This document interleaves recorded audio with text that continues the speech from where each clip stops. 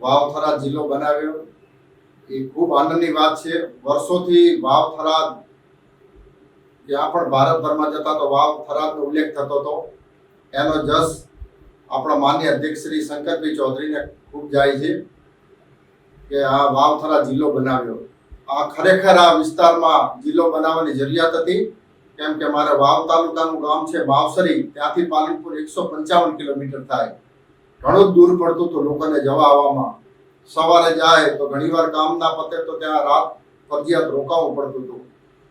એના હિસાબે ખુશીની ખૂબ લહેર આ વિસ્તારની અંદર થઈ છે।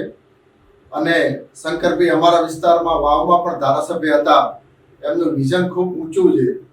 એમને નડાબેટનો એ ટાઈમે કહેતા હતા કે નડાબેટનો વિકાસ કરી છે। અત્યારે ખરેખર જે એમને કીધું તો એના કરતાં પણ વિશેષ નડાબેટ બોર્ડર ટુરિઝમ ડેવલપ થયું છે। એનો હોલ જોવો તો પણ કેવો ભવ્ય છે, ગાંધીનગરમાં હોલ નથી એવો હોલ નડાબેટની અંદર બન્યો છે।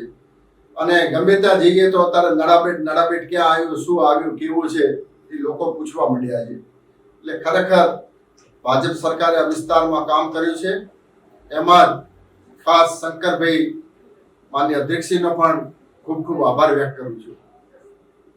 બીજું કે નર્મદા નહેર આ વિસ્તારમાં આવતા હજી 10 વર્ષ મોડી આવે એમ હતી, પણ આપણે યશસ્વી વડાપ્રધાન અહીં ગુજરાતના મુખ્યમંત્રી હતા એ ટાઈમને એમની અથાક મહેનતના હિસાબે આ નર્મદા નહેર 8-10 વર્ષ પહેલા આવી છે। એમનો પણ ખૂબ ખૂબ આભાર માનું છું, કેમ કે નહેર ના આવી હોત તો આખો વાવ તાલુકો અમારે ભાંગી ગયો હોત, કેમ કે લોકો પાણી જતું નહીં। વરસાદ હવે વરસાદ થાય છે, નકા પહેલા વરસાદ 1 વર્ષ વરસાદ પડતો, 2 વર્ષ દુષ્કાળ પડતા, પીવાનું પાણી પણ અમારે ખૂબ તકલીફ હતી, ડીસાથી આવતું હતું। નહેર પણ લાવી મોદી સાહેબના વિઝનથી નહેર આવી છે।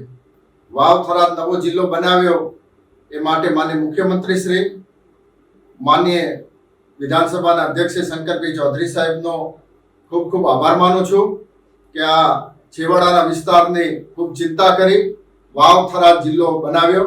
એ બદલ વાવ સ્ટેટના માજી રાજવી તરીકે ખૂબ આભાર માનું છું।